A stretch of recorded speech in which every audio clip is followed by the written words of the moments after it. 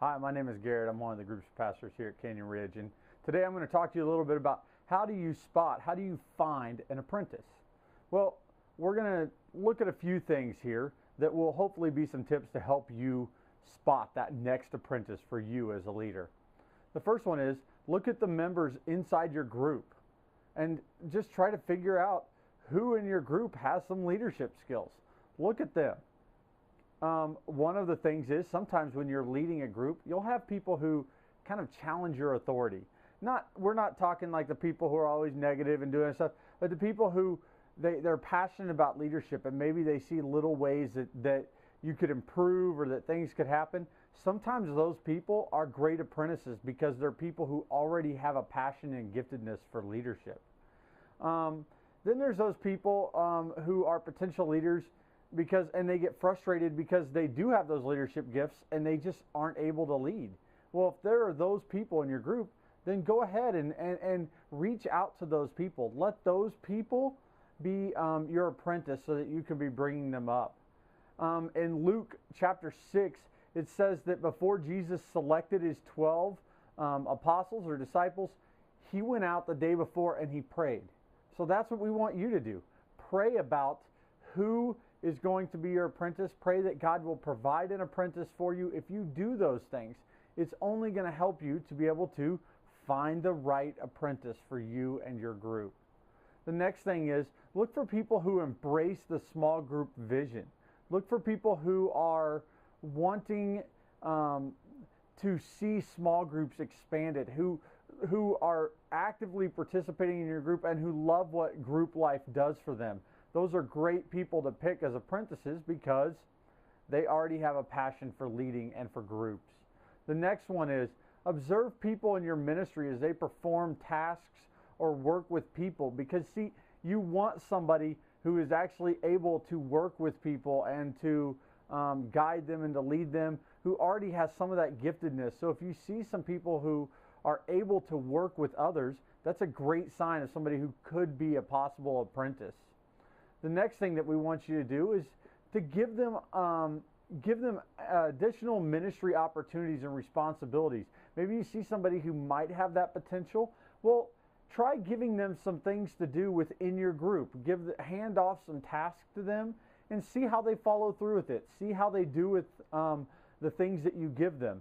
Because in that, you're going to be able to check in to see, is this person really somebody who has the potential to follow through and to be a great leader. And the next thing is look for people who exhibit the following spiritual, emotional, and social qualifications. Now we're going to go through each of those three areas and give you the pointers of what we mean by that. So what do we mean when we say you're looking for the spiritual qualifications? Well, the first thing is, are they committed to living their life out on the path? Here at Canyon Ridge, we have 5 values, 5 practices that go along with that. And we want people who are committed to doing those things.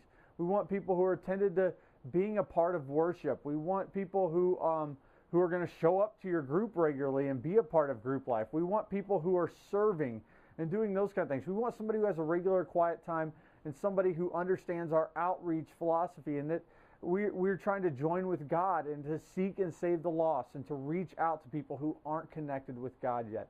They need to be committed to those things. If they're not, then that can be an issue, because that's who we are as a church. That's who we want each of our people to be and what we want them to be living out in their life. The next thing is, do they see God working in their life? In other words, do they see how big God is and what He's doing? Is He doing great things in their life?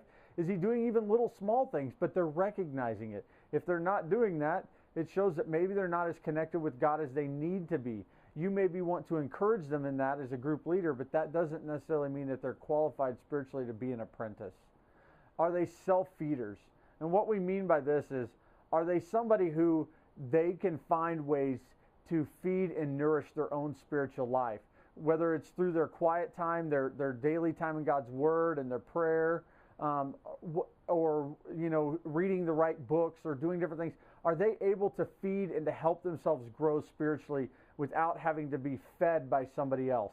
Because if they're not able to do that, then that's a difficult challenge, because as a group leader, you're a lot of times the one who's helping to feed other people, but if you're not able to feed yourself, then your group is generally going to decline spiritually. And the next thing is, are they eager to learn? Like, do they participate in your discussions that you have at your group and your spiritual discussions? Are they somebody who's willing to grow and to learn and to become a better leader and to participate and to be part of your group? The next thing we want you to look at is emotional qualifications. And on the emotional qualifications, we have just a few things that just show if they're healthy enough to necessarily become a leader. Remember, you're looking down the road and saying, does this person have these qualities? And the first thing on the emotional qualifications is, are they secure enough to be vulnerable and honest with the group? In other words, do they have this mentality that, oh, as a leader, you have to be perfect all the time, and I have to always put up this front, this fake mask of who I am, rather than being open and honest with the group? Because the truth is, we're all broken people. And part of group life is authentically sharing life together. And if somebody is not able to be authentic in the way that they share life together, then they're really not qualified to be an apprentice. So we want you to look for somebody who is secure enough to be vulnerable with the group. The next thing is, are they stable? Are they emotionally stable? Now, I don't mean like, are they crazy? Obviously that would be an issue. But no, are they emotionally stable? Are they able to just to hold kind of an even keel, to not be swayed around by huge mood swings and to let big things affect them? Because that can really affect somebody if they're in leadership, because if they're going through one of their big peaks or valleys, it can actually wear on the group. So we're looking for somebody who's pretty stable, that they're not really pulled this way and that way by their emotions. So that's something that we're looking for. It doesn't mean they can't be an emotional person, but somebody who just doesn't have huge emotional swings. And the next thing is, how do they respond to confrontation and character development? Do they respond by being defensive and by, oh, that's not me, and getting all uptight? Or do they respond, responsively? Do they say, yes, I see that that's an issue in my life that I need to grow in? Because honestly, you need somebody who's willing to be responsive to your character development and confrontation when you're trying to help them grow and urging them to grow, that they are willing to be part of that. So those are some of the emotional qualifications. The last is the social qualifications. They need to have certain social skills. The thing is, do they openly participate without dominating? Do they have a healthy level of participation in your group? Just because they're the loudest one and the one who talks all the time doesn't necessarily mean that they're a qualified leader. That means that they like to talk all the time. So you have to recognize that. Find somebody who has a balance, who's able to, who doesn't talk over people. I mean, just little things that they can have a healthy communication within the group, and that they don't overstep their bounds, but that they also aren't, in a shell and they don't say anything. So there's a balance, and you'll be able to tell that. There's no, magic number of words that they say or anything. You'll be able to tell. Are they a healthy participant within your small group? The next thing is, are they able to listen to what others are saying in a caring way? In other words, do they, when somebody shares something and pours their heart out, does that just like kind of bounce off of them like it doesn't even matter? Or are they able to, sympathize, empathize, be part of that conversation and to care for that person and to make sure that there's a healthy way that you're recognizing what somebody's going through? You're just looking for somebody who wants to do that, who wants to help other people. So they're able to do that. And the last thing is, are they able to facilitate discussion? Are they able to, ask good questions, to try to keep people involved in the group so that it's not just, two people talking the whole time? Are they able to help do that? Because if you're able to help facilitate discussion, as you know as a group leader, that's a very important role within the group to make sure that everybody is a participant.